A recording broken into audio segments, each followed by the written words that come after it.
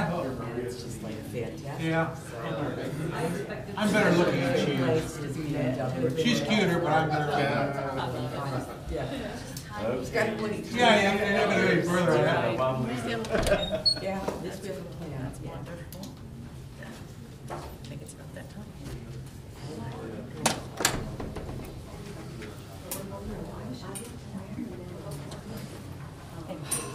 I'll just pass those down. Ken.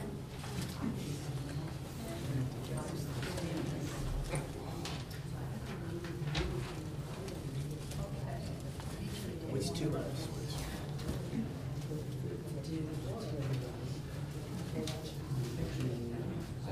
That's the new Yeah, one. wait for this one. So the faces. I know, Yeah, it's the second one. probably the same, but they're. Everyone's got gray hair. You will see. You have girls. Yes. I'm beginning for 20 years. Yeah. I'm really like Kenny Rogers. That's what you're gonna say.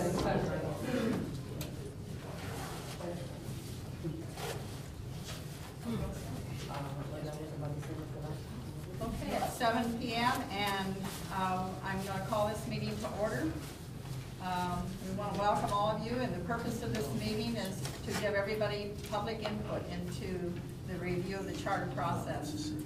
And I think you probably know everybody up here, but in case you don't, I'm going to have each member of the commission introduce themselves and how long they lived in the village. So Ken, do you want to start? Sure, I'm Ken Huff, 50 Hadley Road. We moved in October of '05. I'm Mick Brown. I'm 72 years old. I've lived in Greenhills for 68 of those 72 years. I and my wife still live on Day Street Terrace. Trisha Murray. We have lived here since 1999, but I went to school in Greenhills. Live in Ireland. Thank you. I'm Chris Visnich, and I've lived in Greenhills for about 43 years total, and I'm chair of the commission. And I'm David Moore, and I've lived here 40 years and worked here for 30-some plus. I'm Thad Willard. I've lived here for 19 years, and I live on Dam Road. I'm Heidi Rasmussen, and we've lived here about 30 years, but in two different residents. And we live on Judedale now. Okay, thank you. We were all appointed by the mayor. This is a mayor's commission. And our assignment is limited to reviewing the charter. The charter was written in 1988, and our job is to review it, to see that it clearly states the purpose of each section, see what the current practices are and whether this is speaking for the current practices, and is it clearly and accurately stated, and are there new things which need to be added in keeping with changes in culture, and is each section needed? So that's kind of our filter that we use as we go through this. We've been through the charter completely once. All of us read it individually. We have read it out loud together. We have identified areas that are, we think need to be looked at more closely and worked on.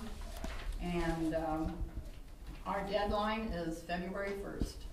This is a commission that is appointed for 6 months, and the work or the assignment is very clearly defined. And so we are now 2/3 through that time probably. And we're going to be pushing that deadline, but we're on track.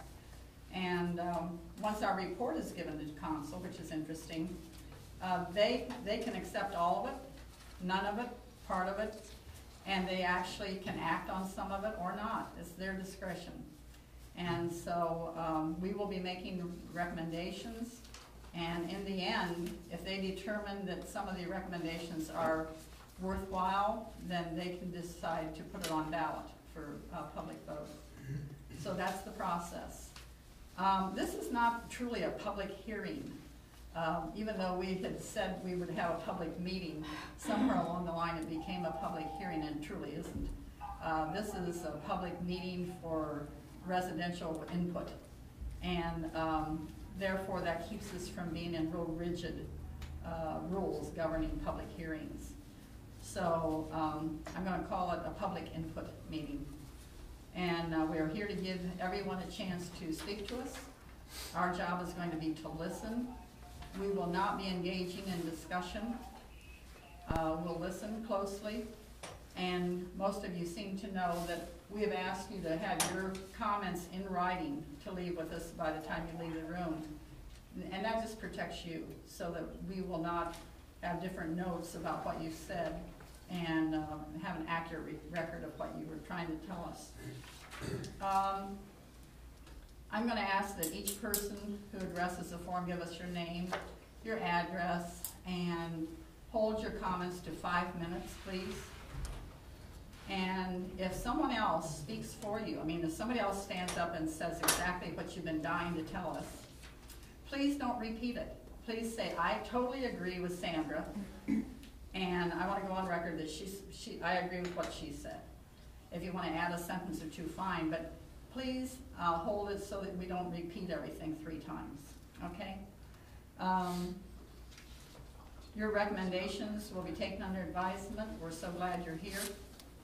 And, you know, we'll appreciate any time and interest that you've given us tonight. We will be processing everything that you talked to us about. So I'd like to get started. Who would like to talk to us first? Jeff. I'm enjoying being on this side, just listening. You're an observer. Okay. All right. Anybody? I'll start for you. Doug Kohler, 53 Ilona. We've lived here 13 years. Been an active member participating or coming to meetings for the last 2 years, so kind of know how things operate. I'd like to commend you all first. You know, I've been to most of your meetings, and I see the hard work and time you're all dedicated to doing this. And I just have a couple quick comments I wanted to throw out there. I did send you in writing. I'd like to point out, and Christine mentioned this also, that not only do we have the ability to take things out of the charter and change things, we do have the ability to add things that we see are important. One of the things that I see that's important is, and has been brought up many times in the past 2 years by many people, is the reading of ordinances for the public. Now, it's brought up, or it's been mentioned that, you know, there's a packet handed out ahead of time. There are times that it doesn't get handed out. So what I'm asking is that maybe, I don't know how, but maybe there's a way we can add something to where emergency ordinances or something that comes up added to the agenda at the last minute, maybe those have to be read, okay? Or if perhaps that didn't get put in a packet, it could be read. There's times, last Tuesday's meeting, there were a couple ordinances that came up just that night. So we did not have a chance to look at them ahead of time. So that's just a comment there. I'd also like to commend Council, the Laws and Rules Committee, on their hard work on trying to reduce the use of the emergency clause. Okay, they've done a great job of working on that. I'd also consider maybe asking Mrs. Walters for her input or suggestions if there's any way, there's anything you can add to the charter to help her or help all of us. My last comment is on the posting of meetings. Okay, you've discussed it 2 or 3 times already, posting of meetings. Personally, what I heard, okay, is that we want to put in there the meeting announcement can be here, or here, or here, or here. There's like 5 places. Well, as the public, I don't want to have to guess where to find it. Okay, I want it to be here and here, or here only. Okay, I would like to see it not and or. The web would be the obvious location, the administration building, possibly the second maybe mandatory posting there. That would keep it in-house here. I understand internet reliability and financial impact are not your responsibility, okay? But they are your concerns, okay? Perhaps we could look into, or someone could research, how do the other surrounding communities handle postings like that? For me and for most of the people that I'm familiar with, the internet seems to be very convenient. And I know we have leaps and bounds to still go.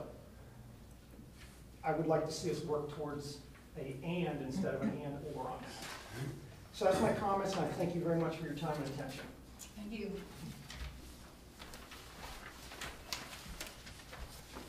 Thanks, Tony. Anyone else?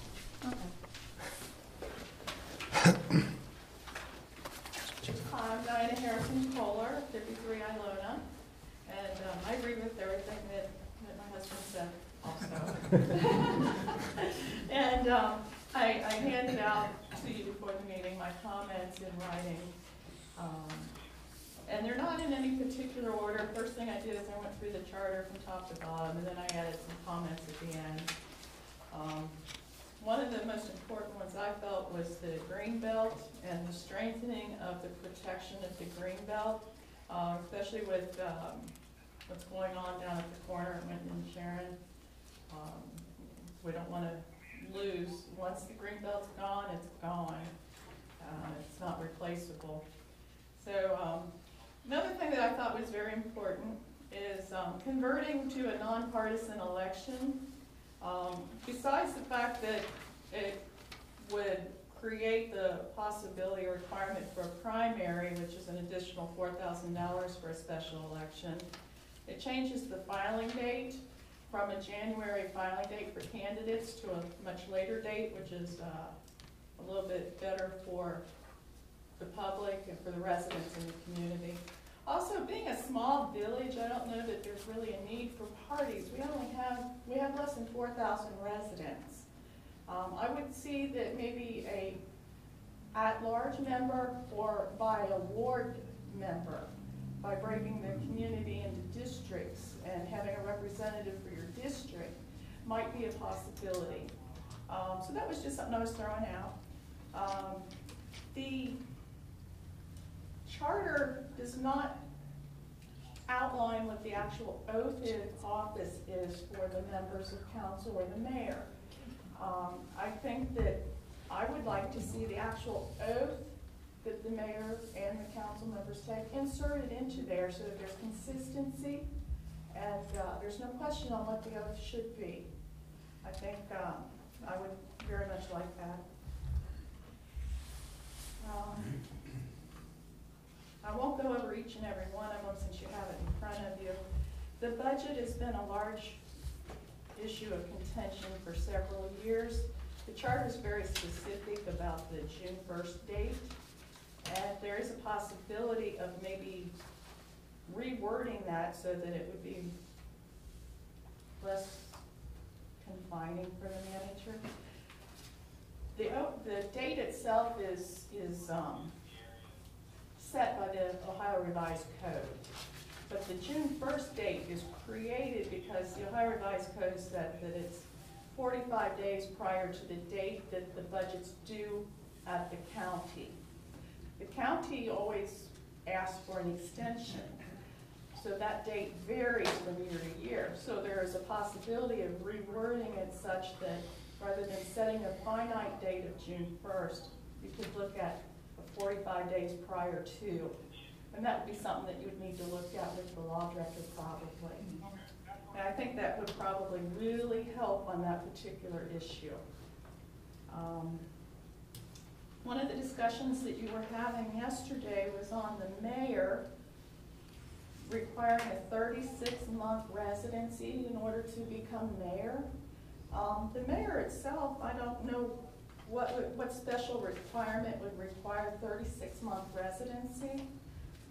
The mayor is actually the official and ceremonial head of the municipality and the governor for military purposes.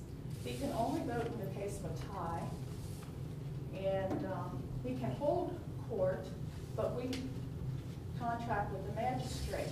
So I'm not sure what special requirement would require a 36-month residency for that. I'm thinking that maybe we could look at that a little deeper. On the commissions and boards that we have, I would like to see a municipal records commission created. I know that we have a records committee, I believe, that handles the retention schedule and such. But the Ohio Revised Code does require an Municipal Records Commission, and I think that that should be outlined and defined in the charter as a requirement. Another board that we don't have in the charter is the Tree Commission. And currently we have just appointed a tree board. I would like to see that as a continuing body and a requirement of the charter. Another one was, I'll finish up on this one, would be the contracting and purchasing. My comment originally was that we should change the required amount for advertising and competitive bidding to a lower amount. I suggested 10 or 15,000 rather than the current 25. Being such a small budget, a small community, 25 seemed like a very large amount in comparison to what our village budget is. Also, I would like to see, if possible, the requirement that when we do have competitive bidding, that the bids be sealed and the bids be required to be opened at a specific time and place, open to the public. And my comments are additional in here, but I just wanted ones I would like to highlight tonight. Thank you very much. Thanks, Diana.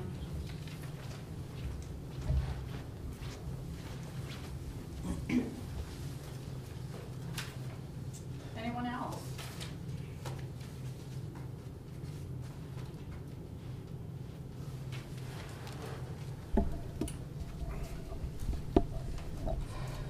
Good evening, my name is Patty Vaughn. I live at 32 Chalmers. I first purchased the four-family building in 1976, and I have lived or owned property in the village for 36 years.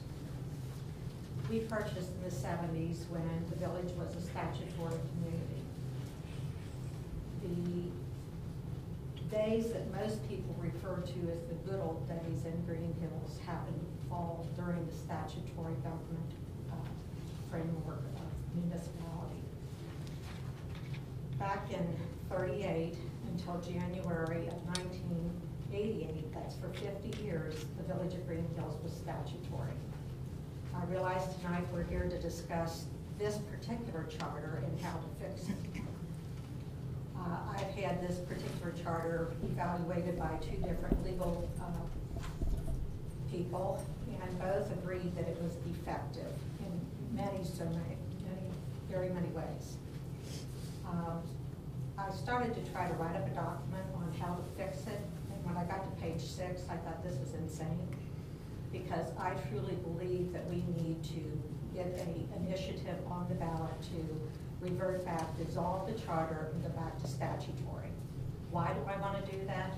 Because instead of wondering if we're in compliance with Ohio Revised Code, or we've got some kind of a screwball thing that is conflicting with the Ohio Revised Code, we could do like Glendale, Mariemont. Out of the 17 villages in the Hamilton County, 11 of them happen to be statutory.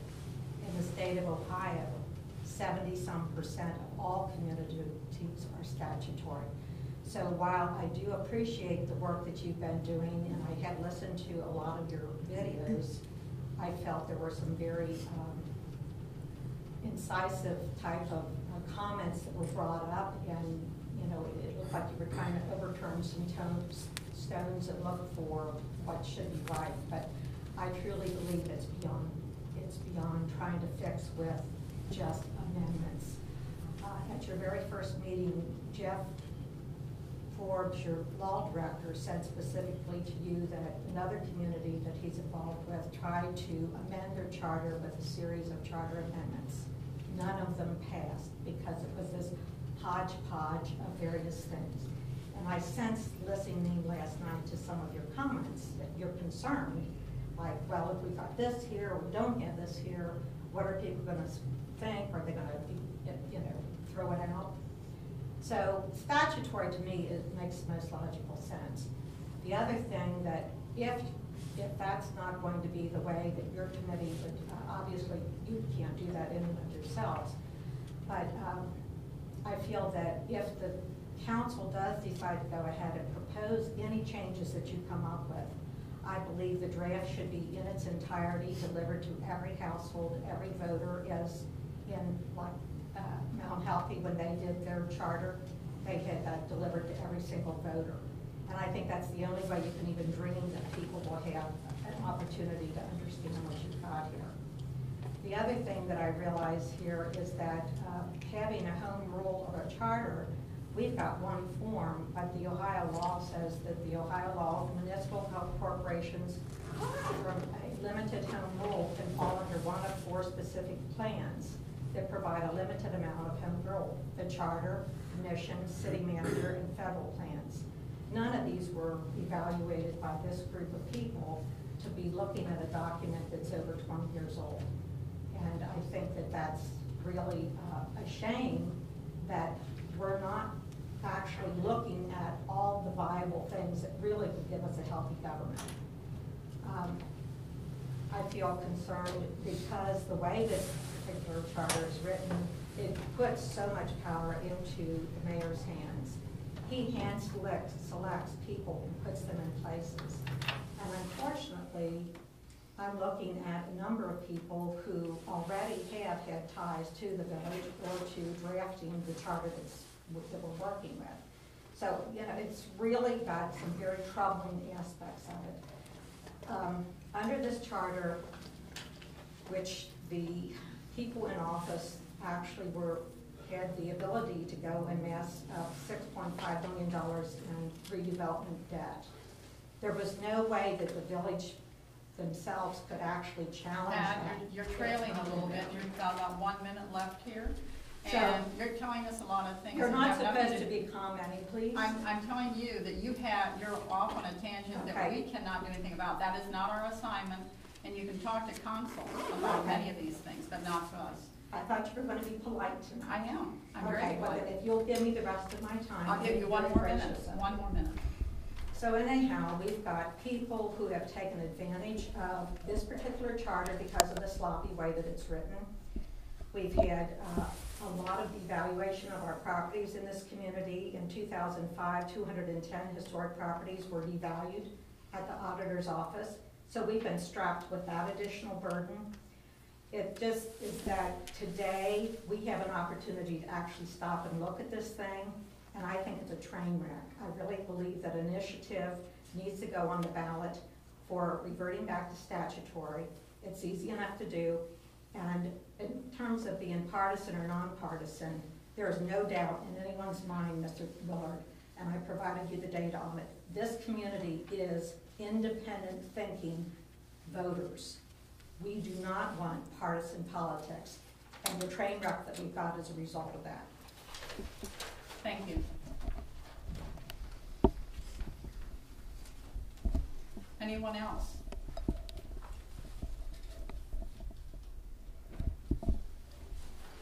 It's easy. Come talk to us. Don't be afraid to come up and talk to us.